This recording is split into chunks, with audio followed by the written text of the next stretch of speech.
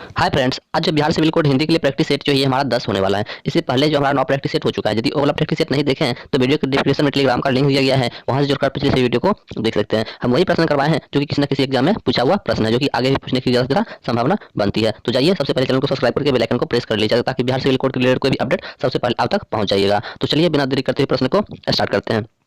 तो प्रश्न नंबर 1 है कि दिए गए शब्द का पर्यायवाची शब्द का चयन करें। यानी कि तालाब का पर्यायवाची शब्द जो ये क्या है।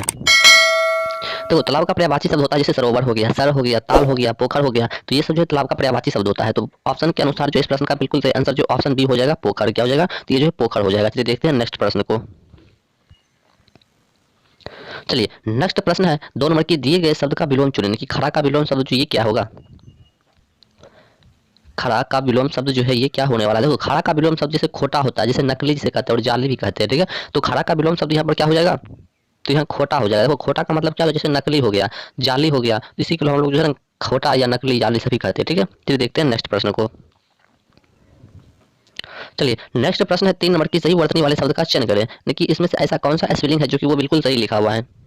तो ऑप्शन नंबर डी में जो है ना बिल्कुल सही लिखा हुआ है अभिषेक। अभिषेक जो ऑप्शन नंबर डी में बिल्कुल सही लिखा हुआ है। चलिए देखते हैं नेक्स्ट प्रश्न को। नेक्स्ट प्रश्न है 4 नंबर की, सही वर्तनी वाले शब्द का चयन करें।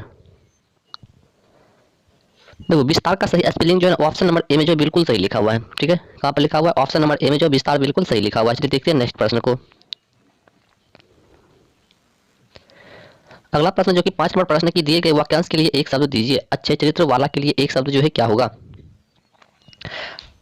देखो, जिसका चरित्र उत्तम या अच्छा हो उसके लिए एक शब्द होता है चरित्रवान। क्या होता है? तो उसके लिए एक शब्द क्या होता है, तो जो है चरित्रवान होता है, ठीक है। और चित्रवान का अर्थ होता है कि जिसका चरित्र खराब हो। और व्यभिचारी का अर्थ होता है, ये व्यभिचारी जो होता है इसका अर्थ होता है कि जिसका नैतिक या चरित्र पतन हो, ठीक है। तो चलिए देखते हैं नेक्स्ट प्रश्न को। चलिए अगला प्रश्न जो कि 6 नंबर प्रश्न है, निम्नलिखित में से उस विकल्प का चयन करें जो रंगा सियार मुहावरों का अर्थ व्यक्त करता है। रंगा सियार मुहावरों का अर्थ व्यक्त करता है। तो रंगा सियार मुहावरों का अर्थ जो है ये क्या होगा। देखो, रंगा सियार मुहावरों का अर्थ होता है कि दगाबाज यानी कि धोखेबाज। क्या होता है कि दगाबाज यानी कि धोखेबाज, यानी कि ऑप्शन नंबर सी हो जाएगा। क्या हो जाएगा? ऑप्शन नंबर सी जो है बिल्कुल सही आंसर हो जाएगा। रंगा सियार का मुहावरा हो जाएगा धोखेबाज, ठीक है। चलिए देखते हैं नेक्स्ट प्रश्न को। चलिए नेक्स्ट प्रश्न जो कि 7 नंबर प्रश्न है कि दिए गए शब्द का पर्यायवाची शब्द का चयन करें। यानी कि विपदा। विपदा का पर्यायवाची शब्द जो ये क्या होता है। देखो, विपदा का पर्यायवाची शब्द जैसे आफत कहते हैं, जिसको आपदा भी कहते हैं, ठीक है। तो यहाँ पर जो बिल्कुल सही आंसर जो ऑप्शन बी हो जाएगा, आपदा, ठीक है। चलिए देखते हैं नेक्स्ट प्रश्न को। चलिए नेक्स्ट प्रश्न है जो कि 8 नंबर प्रश्न की, दिए गए वाक्यांश के लिए एक शब्द दीजिए। यानी कि लेख की नकल। लेख के नकल के लिए एक शब्द जो है क्या होगा। देखो, लेख की नकल के लिए एक शब्द जो होता है वो प्रतिलिपि होता है। क्या होता है? तो वो जो है ना प्रतिलिपि होता है। यानी कि ऑप्शन बी जो बिल्कुल सही आंसर हो जाएगा, प्रतिलिपि। चलिए देखते हैं नेक्स्ट प्रश्न को। चलिए नेक्स्ट प्रश्न है, दिए गए शब्द का विलोम चुने। ऐश्वर्य का विलोम शब्द जो ये क्या होता है। देखो, ऐश्वर्य का विलोम शब्द जैसे अनैश्वर्य हो गया, दरिद्रता हो गया, तो ये सब होता है। तो ऑप्शन के अनुसार हम बात करें तो ऑप्शन नंबर डी हो जाएगा दरिद्रता। क्या हो जाएगा? दरिद्रता हो जाएगा। चलिए देखते हैं नेक्स्ट प्रश्न को। चलिए अगला प्रश्न जो कि 10 नंबर प्रश्न है कि दिए गए वाक्यांश में रेखांकित खंड को प्रतिस्थापित करने के लिए उपयुक्त विकल्प का चयन करें। यानी कि कबीर बहुत सी भाषाएं जानता है। कबीर बहुत सी भाषाएं जानता है। तो वो एक शब्द मतलब रेखांकित खंड को जो है प्रतिस्थापित करना है यहाँ पर। देखो क्या बोल रहा है कि बहुभाषित का अर्थ क्या। देखो, बहुत सी भाषाएं जानने वाला क्या होता है। बहुभाषित का अर्थ होता है कि बहुत सी भाषाएं जानने वाला। यानी कि 10 का बिल्कुल सही आंसर जो ऑप्शन ये हो जाएगा, बहुभाषित भाषाविद। क्या हो जाएगा? बहुभाषाविद। इसका अर्थ क्या होता है कि बहुत सी भाषाएं जानने वाला। चलिए देखते हैं नेक्स्ट प्रश्न को। चलिए अगला प्रश्न जो कि 11 नंबर प्रश्न की, निम्न में से तत्सम शब्द है। यानी कि ऐसा कौन सा शब्द है जो कि तत्सम शब्द है। देखो, वैसा शब्द जो संस्कृत के मूल रूप में ही हिंदी में भी प्रयुक्त होता है उसी को हम लोग तत्सम शब्द कहते हैं। यानी कि 11 का बिल्कुल सही आंसर जो है ऑप्शन सी हो जाएगा, यानी कि मोर। क्या हो जाएगा? तो ये जो है मोन हो जाएगा बिल्कुल सही आंसर। चलिए देखते हैं नेक्स्ट प्रश्न को। चलिए अगला प्रश्न जो कि 12 नंबर प्रश्न है, निम्न में से तद्भव शब्द कौन सा है। देखो, वैसा शब्द या वह शब्द जो कुछ शब्द यानी कि संस्कृत परिवर्तित रूप में हिंदी में प्रयुक्त होता है उसको हम लोग तद्भव शब्द कहते हैं। यानी कि 12 का बिल्कुल सही आंसर जो है ऑप्शन बी हो जाएगा, यानी कि खा हो जाएगा, बानी हो जाएगा। क्या हो जाएगा? ये बानी हो जाएगा। चलिए देखते हैं नेक्स्ट प्रश्न को। अगला प्रश्न जो कि 13 नंबर प्रश्न की, कर्कश का विलोम शब्द जो है ये क्या होगा। कर्कश का विलोम शब्द क्या होगा। देखो, कर्कश का विलोम शब्द जो है ये मधुर होता है। क्या होता है? ये जो मधुर होता है, यानी कि ऑप्शन नंबर ए जो बिल्कुल सही आंसर हो जाएगा, मधुर। चलिए देखते हैं नेक्स्ट प्रश्न को। अगला प्रश्न है कि निम्न में से शुद्ध वर्तनी का चयन करना है कि ऐसा कौन सा स्पेलिंग है जो कि वो बिल्कुल सही लिखा हुआ है। ऐसा कौन सा स्पेलिंग है जो कि बिल्कुल सही लिखा हुआ है। देखो सहभागिता यानी कि ऑप्शन नंबर बी में जो है बिल्कुल सही लिखा हुआ है। सॉरी, ऑप्शन नंबर यानी कि सहभागिता यानी कि ऑप्शन नंबर ए में जो लिखा हुआ है, ठीक है, सहभागिता। चलिए देखते हैं नेक्स्ट प्रश्न को। चलिए, इसमें बताना है कि ऐसी चीज का निर्माण जो पहले से विद्यमान ना हो, वाक्यांश के लिए एक शब्द क्या है। देखो, ऐसी चीज का निर्माण जो पहले से विद्यमान ना हो, वाक्यांश के लिए एक शब्द होता है आविष्कार। क्या होता है, तो उसके लिए एक शब्द क्या होता है, आविष्कार होता है, यानी कि ऑप्शन नंबर बी जो बिल्कुल से आंसर हो जाएगा, आविष्कार। चलिए देखते हैं नेक्स्ट प्रश्न को। चलिए अगला प्रश्न जो कि 16 नंबर प्रश्न की शत्रु की हत्या करता है, वाक्यांश का एक शब्द क्या है।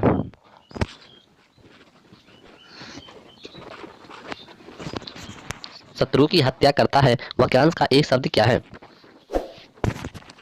तो जो शत्रु की हत्या करता है, वाक्यांश के लिए एक शब्द होता है, वो शत्रुधन होता है। क्या होता है, वो जो है शत्रुधन होता है, यानी कि ऑप्शन नंबर ए जो बिल्कुल से आंसर हो जाएगा, शत्रुधन। चलिए देखते हैं नेक्स्ट प्रश्न को।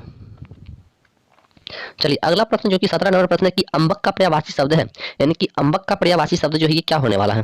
देखो, अम्बक का पर्यायवाची शब्द जो होता है ये लोचन होता है। क्या होता है, तो यह जो है लोचन होता है, यानी कि ऑप्शन नंबर ए जो है बिल्कुल से आंसर हो जाएगा, लोचन। चलिए देखते हैं नेक्स्ट प्रश्न को। चलिए अगला प्रश्न जो कि 18 नंबर प्रश्न की गति का किसकी रचना है। गति का जो है ये किसकी रचना है।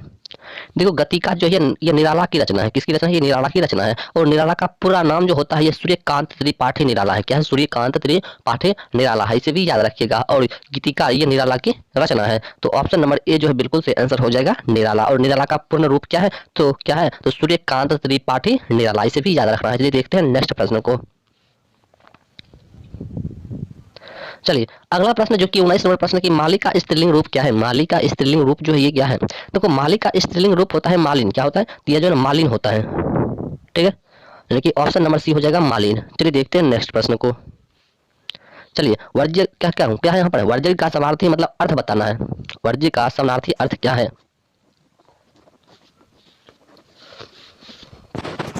तो 20 का बिल्कुल सही आंसर की हम बात करें तो ऑप्शन नंबर सी जो हो जाएगा, निषिद्ध। क्या हो जाएगा, ये निषिद्ध हो जाएगा, ऑप्शन नंबर सी हो जाएगा। चलिए देखते हैं नेक्स्ट प्रश्न को। चलिए अगला प्रश्न जो कि 21 नंबर प्रश्न है कि हस्ताक्षर का बहुवचन जो है क्या है। हस्ताक्षर का बहुवचन जो है क्या है। देखो, हस्ताक्षर का बहुवचन यानी कि स्वयं हस्ताक्षर ही है। कुछ शब्द सदैव बहुवचन में भी प्रयुक्त होता है, ठीक है। तो हस्ताक्षर का बिल्कुल सही आंसर जो ऑप्शन नंबर ए हो जाएगा, हस्ताक्षर। क्या होता है, ये हस्ताक्षर होता है। चलिए देखते हैं नेक्स्ट प्रश्न को। अगला प्रश्न जो कि 22 नंबर प्रश्न की आठ आंसू रोना मुहावरों का अर्थ क्या है। आठ आंसू रोना मुहावरों का अर्थ क्या है। देखो, आठ आंसू रोना मुहावरों का अर्थ होता है कि बुरी तरह पछताना। क्या होता है, कि बुरी तरह से पछताना होता है, यानी कि ऑप्शन नंबर सी जो बिल्कुल से आंसर हो जाएगा, बुरी तरह पछताना। चलिए देखते हैं नेक्स्ट प्रश्न को। चलिए अगला प्रश्न जो कि 23 नंबर प्रश्न की मान ना मान मैं तेरा मेहमान लोकती का अर्थ क्या है। मान ना मान मैं तेरा मेहमान लोकती का अर्थ जो है ये क्या है। देखो, मान ना मान मैं तेरा मेहमान लोकती का अर्थ होता है कि जबरदस्ती गले पड़ना। क्या होता है, ये होता है जबरदस्ती का गले पड़ना, यानी कि ऑप्शन नंबर बी हो जाएगा, जबरदस्ती गले पड़ना। चलिए देखते हैं नेक्स्ट प्रश्न को। चलिए अगला प्रश्न जो कि 24 नंबर प्रश्न क्या है कि क्रिया के होने का समय तथा उसकी पूर्णता और अपूर्णता का बोध किससे होता है। क्रिया के होने का समय तथा उसकी पूर्णता और अपूर्णता का बोध जो है ये किससे होता है। तो देखो, 24 का बिल्कुल सही आंसर जो ऑप्शन बी हो जाएगा कि क्रिया के होने का समय तथा उसकी पूर्णता और अपूर्णता का बोध जो ये काल से होता है। किससे होता है, तो यह जो है काल से होता है, यानी कि ऑप्शन नंबर बी जो बिल्कुल सही आंसर हो जाएगा, काल से। चलिए देखते हैं नेक्स्ट प्रश्न को। अगला प्रश्न जो कि 25 नंबर में प्रश्न है कि सड़क पर डैश होकर चलना चाहिए। सड़क पर डैश होकर जो है चलना चाहिए। देखो, सड़क पर जो है सावधान होकर चलना चाहिए, तो ऑप्शन नंबर सी जो बिल्कुल सही आंसर हो जाएगा, सावधान। चलिए देखते हैं नेक्स्ट प्रश्न को। चलिए अगला प्रश्न जो कि 26 नंबर प्रश्न की रंभा सुझुमत हो कहा कछुक दिनन के हेतु तुम केतु, उसके बाद क्या कहते हैं, गए और हैं यही खेत में अलंकार है। इसमें बताना है कि कौन सा अलंकार दिया हुआ है। देखो, उपयुक्त पंक्तियों में क्या है कि अनियोक्ति अलंकार होता है, यह सलेश अलंकार का एक भेद है, जबकि प्रत्येक अर्थ के अतिरिक्त भिन्न अर्थ जबकि सलेश के द्वारा क्या करता है, वक्रोक्ति का होता है। कहने का मतलब 26 का बिल्कुल सही आंसर जो ऑप्शन डी हो जाएगा, सजावट। ठीक है, चलिए देखते हैं नेक्स्ट प्रश्न को। चलिए अगला प्रश्न कीजिए 27 नंबर के निम्न में से तत्सम शब्द जो है ये कौन सा है। निम्न में से तत्सम शब्द जो है ये कौन सा है। देखो, भक्त क्या है कि भक्त जो है ये क्या है, तत्सम शब्द है, जबकि भक्त का तद्भव शब्द पूछेगा तब जाकर के क्या हो जाएगा, भगत हो जाएगा। इसे भी याद रखिएगा। चलिए देखते हैं नेक्स्ट प्रश्न को। चलिए अगला प्रश्न जो कि 28 नंबर प्रश्न है कि निम्न में से तद्भव शब्द जो है ये कौन सा है? निम्न में से तद्भव शब्द जो है ये कौन सा है? निम्न में से तद्भव शब्द जो है ये कौन सा है? देखो निम्न में से तद्भव शब्द ये कान, कान क्या है? ये एक तद्भव शब्द है। ठीक है, कान क्या है? तो कान जो है एक प्रकार का तद्भव शब्द है। जबकि कर्ण, देखो कान का तत्सम शब्द जो होता है ये कर्ण होता है। ठीक है, और जबकि कंटक, कंटक का तद्भव शब्द जो होता है ये कंटा होता है। ठीक है, इसे भी याद रखिएगा। चलिए देखते हैं नेक्स्ट प्रश्न को। अगला प्रश्न जो कि 29 नंबर प्रश्न है कि प्रच्छन्न का विलोम शब्द जो ये क्या है? देखो प्रच्छन्न का विलोम शब्द जो होता है ये प्रकट होता है। क्या होता है? तो ये जो प्रकट होता है, कि ऑप्शन नंबर सी जो बिल्कुल सही आंसर हो जाएगा, प्रकट। क्या हो जाएगा? तो ये जो प्रकट हो जाएगा। चलिए देखते हैं नेक्स्ट प्रश्न को। चलिए नेक्स्ट प्रश्न जो कि 30 नंबर प्रश्न है कि निम्न में से शुद्ध वर्तनी शब्द जो है ये कौन सा है? कि ऐसा कौन सा स्पेलिंग है जो कि बिल्कुल सही लिखा हुआ है? देखो जागृति जो है यहाँ पर बिल्कुल सही आंसर लिखा हुआ है। ठीक है, क्या लिखा हुआ है? जागृति। चलिए देखते हैं नेक्स्ट प्रश्न को। अगला प्रश्न जो कि 31 से लेकर 35 तक कुछ गद्यांश दिया हुआ है, इस गद्यांश को पढ़ना है, उसके बाद आंसर करना है। ठीक है, तो सबसे पहले जैसा गद्यांश को आपको साइड से दिख रहा होगा, सबसे पहले आप गद्यांश को पढ़िए, उसके बाद जो है आंसर कीजिए। ठीक है, तो चलिए गद्यांश में क्या है कि हमारा जीवन सदा प्रेरणा बन सकता है यदि हम देखो हमारा जीवन सदा प्रेरणा बन सकता है यदि हम निस्वार्थ भाव से परोपकार करें। और गद्यांश के पार्ट 2 के अनुसार मानव अपने निस्वार्थ व्यक्तित्व और बड़े हित कर्मों से बल पर हमेशा के लिए मानवीय जीवन हेतु उत्प्रेरण बन सकता है। यानी कि 31 का बिल्कुल सही आंसर जो है ऑप्शन नंबर बी हो जाएगा। क्या हो जाएगा? तो ऑप्शन नंबर बी हो जाएगा, निस्वार्थ भाव से परोपकार करें। ठीक है, चलिए देखते हैं नेक्स्ट प्रश्न को। चलिए नेक्स्ट प्रश्न जो कि क्या है 32 नंबर प्रश्न है कि धर्म के आचरण का उद्देश्य क्या है? धर्म के आचरण का उद्देश्य जो है ये क्या है? देखो धर्म के आचरण का उद्देश्य है कि अच्छे कर्मों और गुणों का प्रकाश फैलाना, अच्छे कर्मों और गुणों का प्रकाश फैलाना। यानी कि 32 का बिल्कुल सही आंसर जो ऑप्शन नंबर डी हो जाएगा। चलिए देखते हैं नेक्स्ट प्रश्न को। चलिए नेक्स्ट प्रश्न जो कि 33 नंबर प्रश्न है कि शेष शब्दों से भिन्न शब्द पहचानिए। यानी कि शेष शब्दों से क्या करना है? भिन्न शब्द को जो है पहचानना है। देखो यहाँ सत्यवादी शब्द शेष से भिन्न है, जबकि सत्यवादी का अर्थ है कि सत्य बोलने वाला या मानव का आचरण होता है। जबकि अन्य शब्द जो है ये सद्गुण की सदगति सदकर्म व्याकरण की दृष्टि से क्या है? समान है। तो 33 का बिल्कुल सही आंसर जो ऑप्शन डी हो जाएगा, सत्यवादी। चलिए देखते हैं नेक्स्ट प्रश्न को। नेक्स्ट प्रश्न है जो कि 34 नंबर प्रश्न है कि निस्वार्थ शब्द का उपयुक्त विपरीतार्थी शब्द क्या है? निस्वार्थ का बताना है। ठीक है, विपरीतार्थी शब्द। ठीक है, देखो निस्वार्थ शब्द का विपरीतार्थी शब्द जो होता है वो स्वार्थी होता है। क्या होता है? ये जो है स्वार्थी होता है। कि ऑप्शन नंबर बी जो है बिल्कुल सही आंसर हो जाएगा, स्वार्थी। चलिए देखते हैं नेक्स्ट प्रश्न को। नेक्स्ट प्रश्न जो कि आज का हमारा लास्ट प्रश्न है।